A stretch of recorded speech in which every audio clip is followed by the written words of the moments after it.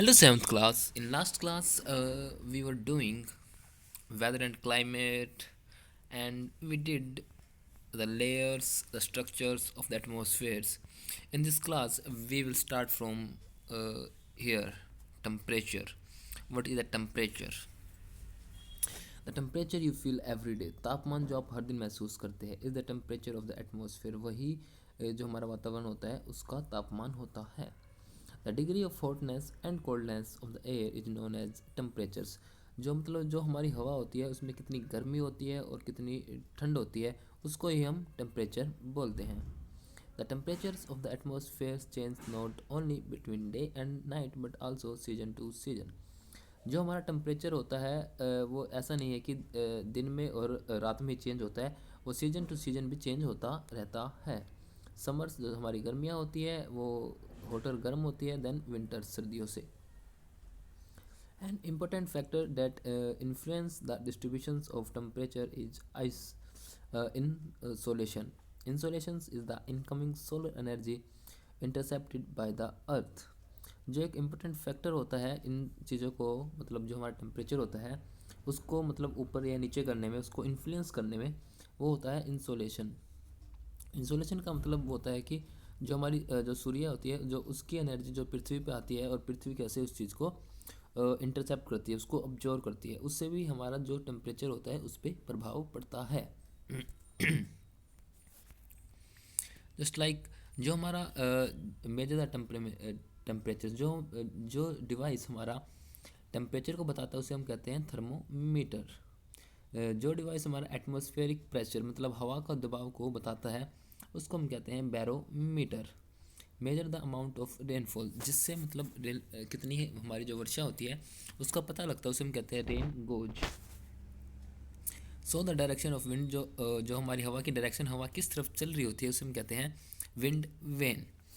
The amount of insolations decrease from the equators toward the poles, जो हमारी insolation की जो भी डिक्रीज मतलब अमाउंट, मतलब जैसे हमारे सूर्य की जो एनर्जी हमारी पृथ्वी पर आती है वो कम होती है from the equator towards the poles. जब हमारी जो पृथ्वी होती है जब घूमती है तो मतलब उसकी वजह से जो इक्वेटर्स ऑफ पोल्स होते हैं, नॉर्थ पोल और साउथ पोल से मतलब सिर्फ घूमती है, तो उसकी वजह से जो हमारी एनर्जी होती है वो कम होती है। Therefore the temperature decrease in the same manner. तो इसी वजह से जो हमारा टेम्परेचर होता है वो भी कम होता है। Now do you understand why poles are covered with snow, तो आपको पता लगेगा कि मतलब जो हमारे जो पोल्स होते हैं वो क्यों उससे स्नो से कवर्ड होते हैं, स्नो के क्यों होते हैं, बर्फ़ के क्यों होते हैं। If the earth temperature rise to high, जब अर्थ का टेम्परेचर बहुत ज़्यादा बढ़ जाता है, it would became to warm for some crops to grow, तो ये मतलब बहुत ज़्यादा हो जाता है कुछ फसलों के लिए ग्रो करने के लिए। Temperature in city is much higher than village, जो शहर में टेम्परेचर होता है वो एज कम्पेयर टू विलेज बहुत ज़्यादा तो नहीं कह सकते हम, लेकिन उससे ज़्यादा होता है। The concrete and the metal in the buildings and the asphalt of roads get heated by during the day, जो मतलब जो हमारा शहर होता है वहाँ बहुत सारी बिल्डिंग्स होती है, बिल्डिंग्स में जो कंक्रीट होता है, ईंटें होती है, मेटल्स होते हैं, वो गर्म होते हैं, जिसकी वजह से वहाँ का टेम्परेचर होता है वो भी बढ़ जाता है। This heat is release during the night, और ये जो हीट होती है जब सूर्य चला जाता है रात को, तो उस वक्त ये रात को ये हीट निकलती है। Also the crowd high rise buildings of the cities trap the warm air and thus raise the temperature of the city, और जो सिटी में बहुत सारे लोग एक जगह इकट्ठा होते हैं, जब क्राउड होती है तो उसमें से भी जो हीट निकलती है उसकी वजह से जो हमारा टेम्परेचर होता है वो बढ़ता है। The standard unit of measuring temperature is a degree Celsius, जिससे हम टेम्परेचर को मापते हैं उसकी जो हमारी स्टैंडर्ड यूनिट है उसे हम कहते हैं degree Celsius. It was invented by Anders Celsius, इसको बनाया था, इस मतलब इसका जो इन्वेंट है, इसका आविष्कार किया था एंड्रस सेल्सियस ने। On the Celsius scales the water freeze at zero, जो वाटर हमारा जो बर्फ़ जमती है वो 0 डिग्री सेल्सियस पे जमती है, और जो बॉयल्स होती है वो 100 डिग्री सेल्सियस पर होती है। What is air pressure, air pressure क्या होता है। You will surprise to know that the airs above us presses us with great force on our bodies, तो आपको ये जान के हैरानी होगी जो हवा होती है वो हमारे पर काफ़ी दबाव डालती है, however we don't even feel it, हालांकि हमें इस बात का पता नहीं लगता है। This is because the air pressures us from all directions and our body exerts a counter pressures. इसके पीछे एक मेन वजह ये होती है कि जब हमारी बॉडी पर चारों तरफ से एयर का प्रेशर और होता है तो हमारी बॉडी है वो उस प्रेशर को मतलब एक अपनी तरफ से जो प्रेशर से मतलब काउंटर करती है, उसका सामना करती है। Air pressure is defined as the pressures exerted by the weight of the air on the earth surface. जो एयर प्रेशर को इसको डिफाइन किया गया है वो मतलब दबाव डालता है, जो वेट मतलब जो हवा का जो भार होता है, जो हमारी धरती की मतलब जैसे कोई भी भारी चीज़ होती है वो नीचे की तरफ आती है ग्रेविटेशनल फैक्ट से, वैसे ही जो हवा होती है जो उसका वेट होता है उसकी वजह से वो नीचे की तरफ आती है और हमारे ऊपर प्रेशर पड़ता है। As we go up the layers of the atmospheres, जब जैसे जैसे हम ऊपर जाते रहेंगे जो प्रेशर है वो धीरे धीरे कम होता रहेगा। The air pressure is highest at the sea levels and decrease with the height.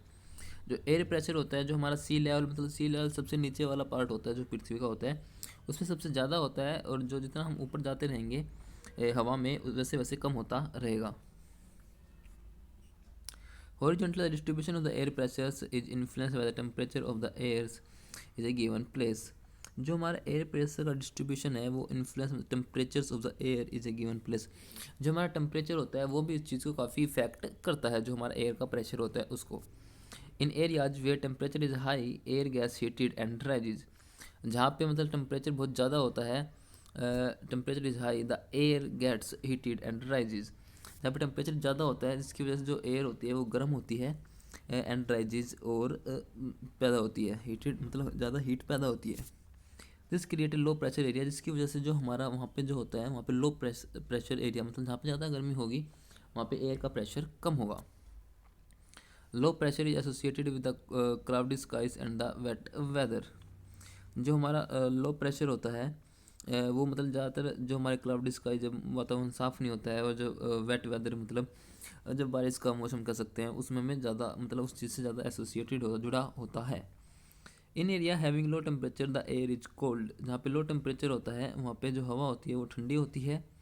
It there for heavy, जिसकी वजह से वो हैवी होती है। Heavy air sinks and creates a high pressure area. जो हैवी एयर होती है मतलब इकट्ठी हो जाती है, सिंक हो जाती है और मतलब हाई प्रेशर एरिया को बनाती है। High pressure is associated with clear and Sunny sky. जो हाई प्रेशर होता है वो एसोसिएट होता है क्लियर स्काई से और सनी स्काई से, मतलब जहाँ पे सूरज निकलता है जब उस चीज़ से एसोसिएट होता जुड़ा होता है। On the moon there is no air hence no air pressure. जो हमारा मून है, चांद है, उस पर कोई भी हवा नहीं है तो इसकी वजह से यहाँ पे कोई एयर प्रेशर भी नहीं है। Astronaut have wear special protective space suits filled with the airs when they go to the moons. तो एस्ट्रोनॉट जब चांद पर जाती है तो उन्हें स्पेशल सूट पहनना पड़ता है जिसमें पहले से हवा होती है। If they did not wear these space suits, the counter pressures experts by the body of the astronauts would make the blood vessels burst and the astronaut would bleed. अगर उन्होंने ये सूट नहीं पहना होगा, जो उनका जो बॉडी है the counter pressures expert by the body, जो मतलब बॉडी के द्वारा दबाव दिया जाता है would make blood vessels burst. उसकी वजह से जो हमारी ब्लड की वेसल्स होती है शरीर के अंदर वो बर्स्ट फट जाएगी, जो एस्ट्रोनॉट है उसका खून बहना स्टार्ट हो जाएगा। The air always moves from high pressures area to the low pressure area. जो हमारी एयर है वो हमेशा हाई प्रेशर एरिया से लो प्रेशर एरिया की तरफ जाती है।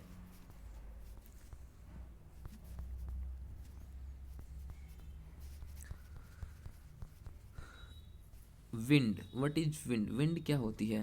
The movement of air from the high pressure area to low pressure area is called wind. जो हमारी एयर होती है उसका हाई प्रेशर एरिया से लो प्रेशर एरिया की तरफ जाना उसको हम विंड कहते हैं। We can see the wind at work as it blow dry leaves down the pavement और अपरूट्स ट्रीज ड्यूरिंग स्टॉर्म्स। हम देख सकते हैं हवा जो होती है, विंड होती है, उसको काम करते हुए जो मतलब उड़ती ब्लो हो जाती है, dry leaves down the pavement and और uproots tree during the storm. मतलब इतना हवा मतलब ऐसा मतलब हमारा तूफान आता है उसमें इतनी हवा तेज़ होती है कि वो मतलब जो हमारी अप्रूट्स ट्रीज ड्यूरिंग मतलब जो हमारी पेड़ होते हैं उनको भी उखाड़ देती है। Sometime when wind blows gently you can even see the blowing away smoke and fine dust. जब हम हवा को चलते हुए देखते हैं उसके साथ साथ हम देख सकते हैं कि जो हमारा धुआं होता है और जो हमारी डस्ट होती है वो भी उसके साथ साथ उसी दिशा में उड़ रही होती है। At times wind can be strong that is difficult to walk against it. अगर जो विंड काफ़ी स्ट्रॉन्ग होगी तो हमारे लिए चलना भी मुश्किल हो जाएगा। मान लो हम सीधे जा रहे हैं और उल्टी दिशा से हवा तेज आ रही है तो हमारे लिए चलना भी मुश्किल हो जाएगा। You must experience it is not easy to hold an umbrella on a windy day. जैसे कि आपने कई बार नोटिस किया होगा, जब मतलब हवा चल रही होती है तो किसी हवा वाले दिन जो हमारा अम्ब्रेला होता है वो हवा में मतलब उसे हैंडल करना आसान नहीं होता है। ठीक है। A wind named from the direction from which it blow, for example the wind blowing from the west is called the westerly. जो विंड होती है उसका नाम जिस दिशा में वो बहती है उस दिशा के अनुसार रखा जाता है। जैसे जो हवा वेस्ट की तरफ बह रही है उसे हम वेस्टरी कह देंगे।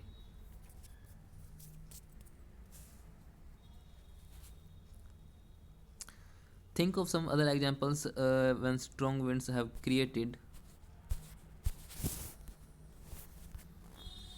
a problem for you. Winds can be broadly divided into three parts. So जो winds होती है हम उसको मेनली थ्री पार्ट्स में डिवाइड कर सकते हैं। जो हम winds के पार्ट है वो हम नेक्स्ट क्लास में करेंगे। इस क्लास में हम इतना ही करेंगे। नेक्स्ट क्लास में हम इस चैप्टर को कंप्लीट करने की कोशिश करेंगे। Okay, that's all for this class. Thank you seventh class.